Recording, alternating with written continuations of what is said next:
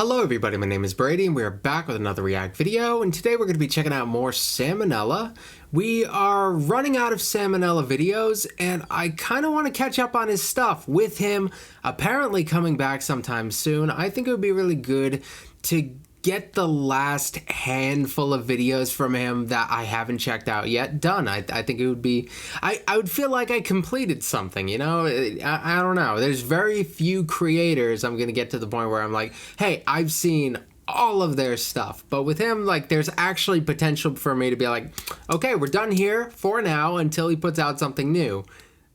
I don't know, like, I think it would be cool to wrap this stuff up. So we have this one, obscure units of measurement. There's one on chickens. There's like two on dead body hijinks, whatever that means. We got those. And then I'm not sure what else is even left after that. So yeah, we're going to start cranking these out a little bit more because I really do want to see what else he's got left. All right, so without further ado, we are going to be doing obscure units of measurement. Not sure what that's going to mean in this context, but let's get this started.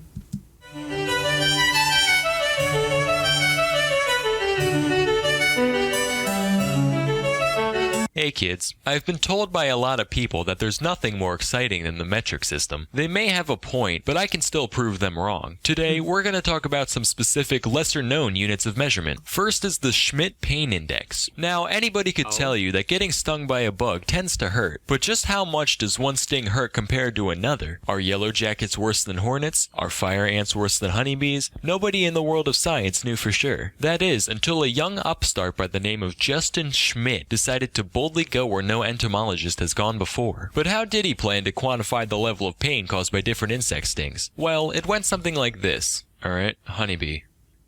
Zzz, ow, God, that hurt. I'll give that like a 2. Next, paper wasp. Zzz, okay, that's like a 3. Next, let's try bullet ant. Jesus Christ, Mary Mother of Satan's left nipple, it's like my hand is made entirely out of urethras, and each and every one is having a red-hot catheter put in and ripped out 5 times every second. My very being is on fire. My only desire left is for death himself to bless me with sweet relief. I'll give that a 4. I was about to say, like, that's a 4. That sounds like a 4 to me. I don't know.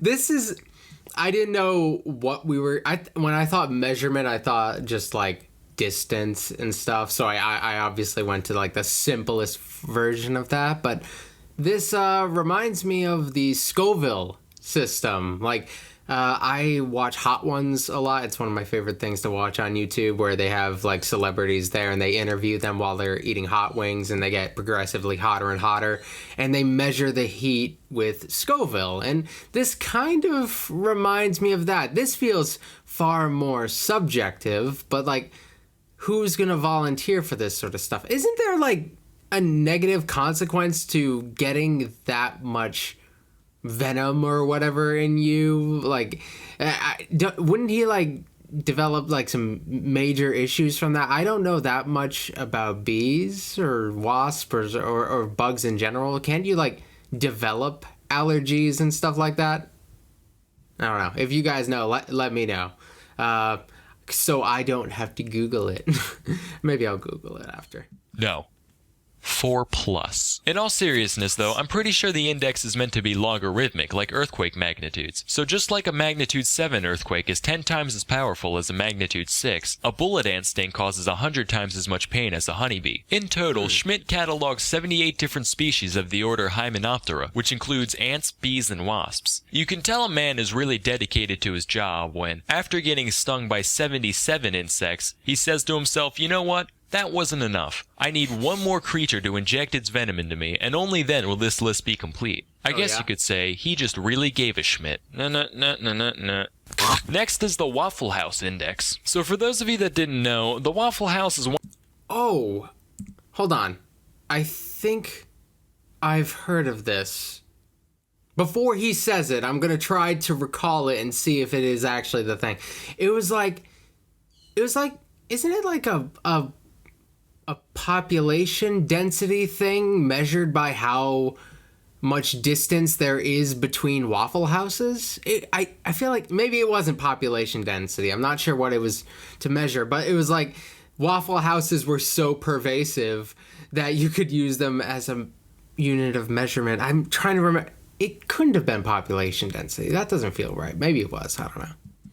Next is the Waffle House Index. So for those of you that didn't know, the Waffle House is one of the most resilient establishments in the world. Whereas most restaurants would simply close down in the event of, say, a hurricane, Waffle House just goes from their normal mode to disaster response mode, following extensive protocol that allows that location to keep serving customers in spite of low food supply or even a power outage. In response to this business practice, FEMA came up with what is known as the Waffle House Index, which is a system to easily assess how badly an area is damaged by a natural catastrophe. If the Waffle House is fully open, they're in the green, which means things are basically fine. If the Waffle House is using their low supply menu, you're in the yellow, which means that the area is almost certainly mid-disaster. Finally, if you're in the red, that means the Waffle House is either closed or gone. Now that's a sign of some real nuclear zombie holocaust type shit going down, so if you're not already dead, you should probably vacate the area.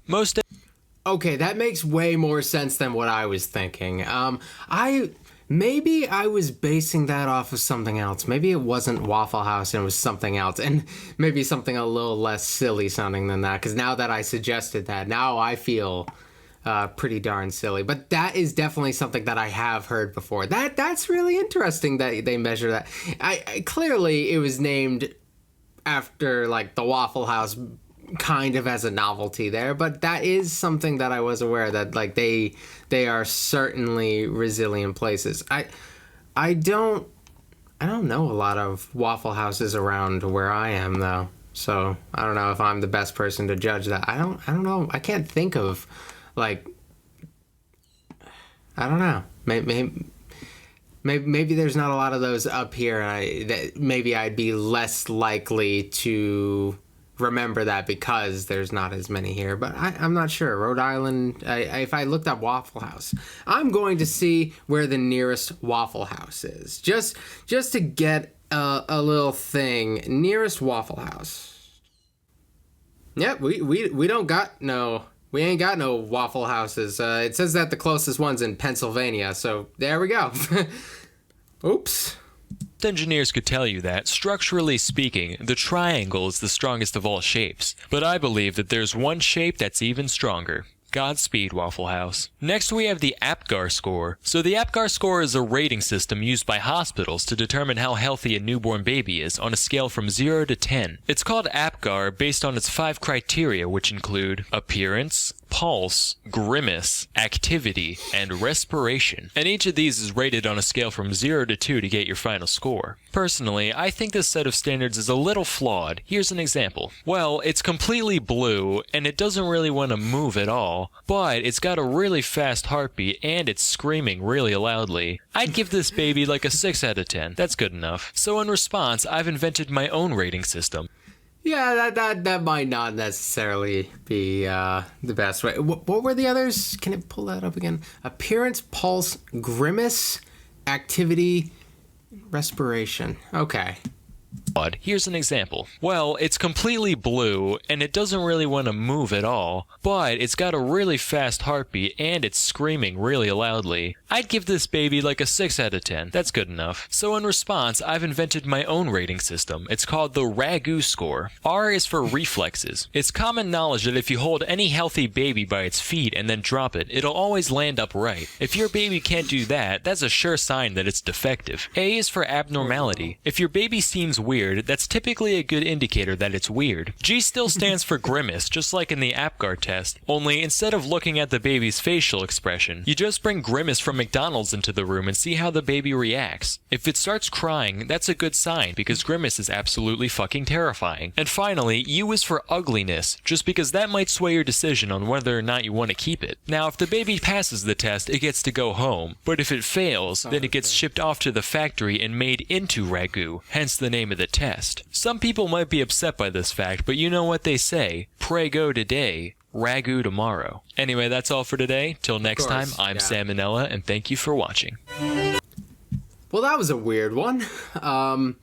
The Waffle House thing was definitely a little weird, and I'm still bugged that I don't know what that is that I was thinking. I'm gonna spend like a couple minutes Googling, and I'll let you guys know if I actually come up with anything or if I just made something up off the top of my head that I thought I remembered. Hold on.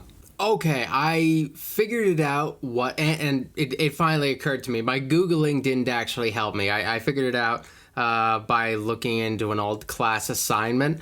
When I was doing like digital mapping, they often have you do things where you compare data points and see if you can find correlations there. I remember when I was playing on like ArcGIS, I looked up all of the McDonald's in America, and there was like, and I was trying to see like the concentration of McDonald's, the concentration of McDonald's. So that's not even like a thing. This is just something that I personally encountered in a digital mapping course that I don't even know what the results were of. So that the Waffle House thing had nothing to do with that. So that was stupid. All right. So I hope you guys somehow enjoyed this video. I'm going to be doing some more salmonella stuff. Some of them coming up are going to be a little short. And we got the dead body hijinks ones, which I've been holding off on those, but I'm going to have to do those back to back since they seem to build into one another. So we're going to get around to that real soon. All right. So thank you for watching. Become a channel member. Get a sticker or something. I don't know, man. And I'll see you tomorrow with another video. Bye.